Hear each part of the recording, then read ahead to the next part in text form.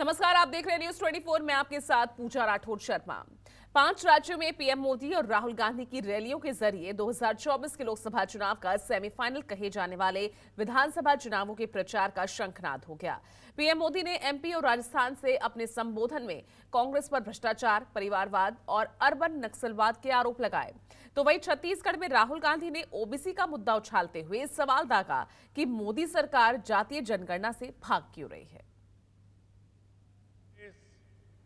और उसके घमंडिया गठबंधन ने इस धरोहर के विरोध हल्ला बोल शुरू कर दिया है। इन्होंने घोषणा की है कि ये सनातन को जड़ से मिटा देंगे, हमारी पहचान को मिटा देंगे। मैं जानता हूं राजस्थान चुनाव में ही नहीं बल्कि आने वाले हर चुनाव में घमंडिया गठबंधन को इसका नुकसान उठाना ही पड़ेगा। तो 2 तरीके के रिमोट कंट्रोल हैं। अब मैंने उनके रिमोट कंट्रोल के बारे में पार्लियामेंट में बात उठाई।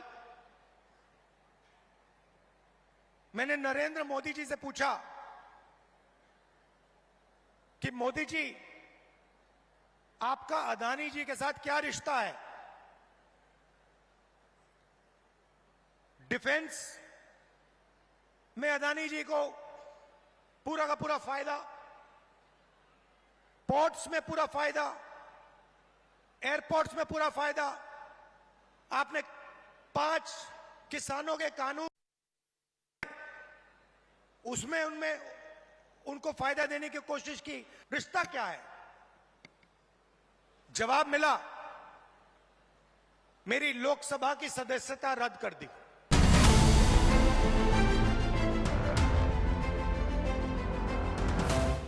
जयपुर में कांग्रेस को सनातन का दुश्मन साबित करने से पहले पीएम मोदी ने भोपाल में भी देश की सबसे पुरानी पार्टी पर अर्बन नक्सल के आउटसोर्सिंग का इल्जाम लगाया। तो पड़ोसी राज्य छत्तीसगढ़ के बिलासपुर से राहुल गांधी ने देश के 2 रिमोट कंट्रोल की व्याख्या कर 2024 के सेमीफाइनल का शंखनाद हो गया। कांग्रेस ने अपनी सारी इच्छा शक्ति खो दी है। हम देखते हैं कि कुछ समय से कांग्रेस के जमीन से जुड़े नेता चुपचाप मुंह पर ताला लगाकर बैठ गए हैं। अब कांग्रेस ने अपना ठेका दूसरों को दे दिया है। कांग्रेस को अब कांग्रेस के नेता नहीं चला रहे। अब कांग्रेस एक ऐसी कंपनी बन गई है, नारों से लेकर नीतियों तक हर चीज आउटसोर्स कर रही है। और ये ठेका किसके पास है जानते हैं? कांग्रेस का ठेका अब कुछ अर्बन नक्सलियों के पास है। कांग्रेस में अब अर्बन नक्सलियों की ही चल रही है। बीजेपी का रिमोट कंट्रोल, वो भी उसको ऐसे ही दबाते हैं, मगर हमने रिमोट कंट्रोल को कैमरा के सामने दबाया। बीजेपी छुपे छुपे रिमोट कंट्रोल दबाती है, नरेंद्र मोदी जी दबाते हैं। जैसे ही रिमोट कंट्रोल दबता है, एक तरफ अदानी जी को बंबई का एयरपोर्ट मिल जाता है, फिर से दबाते हैं, अदानी जी को रेलवेज का कॉन्ट्रैक्ट मिल जाता है, फिर दबाते हैं, इंफ्रास्ट्रक्चर मिल जाता है। बीजेपी दबाती है, पब्लिक सेक्टर प्राइवेटाइज हो जाता है। आपका जल, जमीन, जंगल, उनका छुपे छुपे बटन दबता है, अदानी जी के हवाले हो जाता है। नरेंद्र मोदी जी का आभार करिबंधन करें। स्वागत। मध्य प्रदेश में बीजेपी कार्यकर्ताओं में जीत का मंत्र फूंकने पहुंचे पीएम मोदी ने कांग्रेस पर परिवारवाद के साथ ही भ्रष्टाचार और लूट खसोट का इल्जाम लगाया। लेकिन छत्तीसगढ़ में आवास न्याय योजना की शुरुआत करने पहुंचे राहुल गांधी ने चुनावी वायदा निभाने का सबूत दे दिया। छत्तीसगढ़ सरकार की उपलब्धियां तो गिनाई ही, भविष्य में इसे बरकरार रखने का वादा भी कर दिया।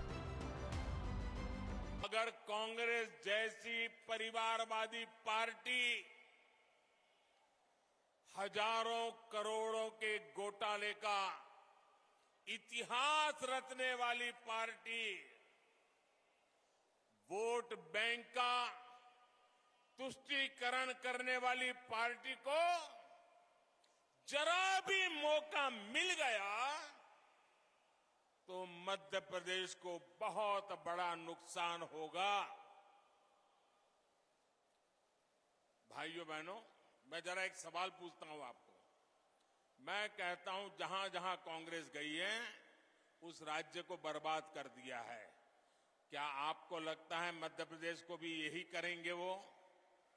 आपको लगता है मध्य प्रदेश का भी यही हाल करेंगे? चुनाव जीतने के एकदम बाद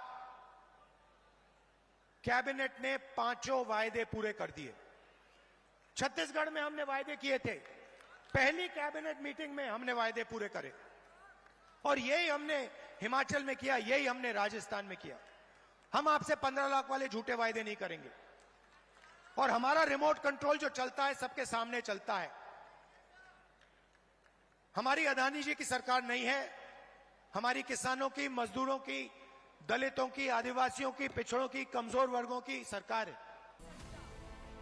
भोपाल में पीएम मोदी की जुबान से महिला आरक्षण बिल पास होने का जिक्र भी आया, लेकिन राहुल ने फिर वही सवाल पूछ डाला कि देश की आबादी में करीब 50% की हिस्सेदारी रखने वाले ओबीसी को आरक्षण के लायक क्यों नहीं समझा गया?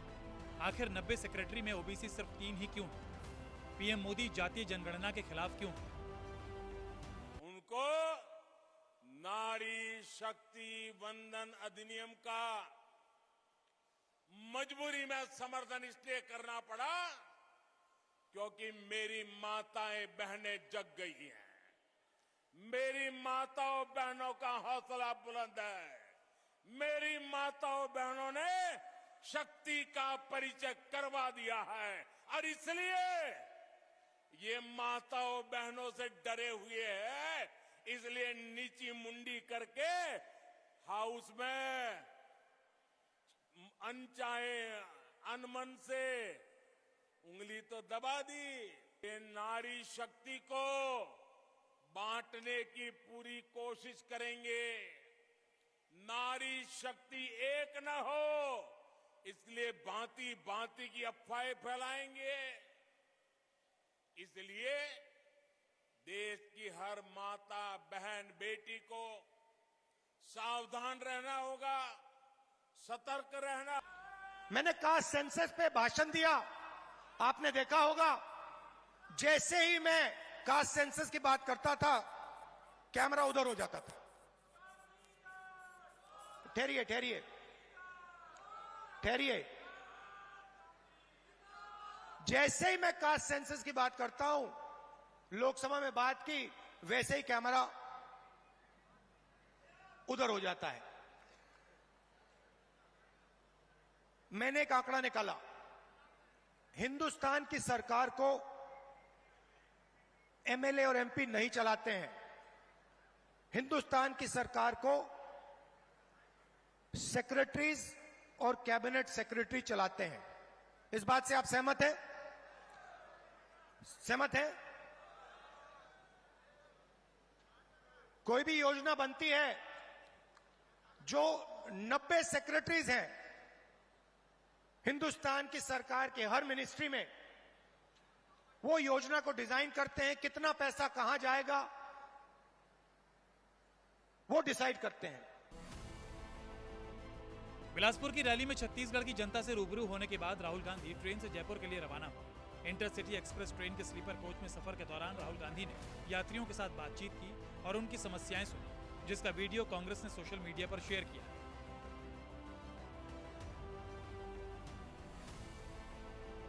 2 दिन पहले राहुल गांधी दिल्ली के आनंद विहार रेलवे स्टेशन पर कूलियों की लाल ड्रेस पहनकर सिर पर पेटी उठाए नजर आए। राहुल गांधी ने यहां कूलियों से मुलाकात की थी और उनसे बातचीत कर उनकी मुश्किलें जानी थी। भोपाल से विपिन श्रीवास्तव के साथ केजे श्रीवत्स, जयपुर, न्यूज़ 24।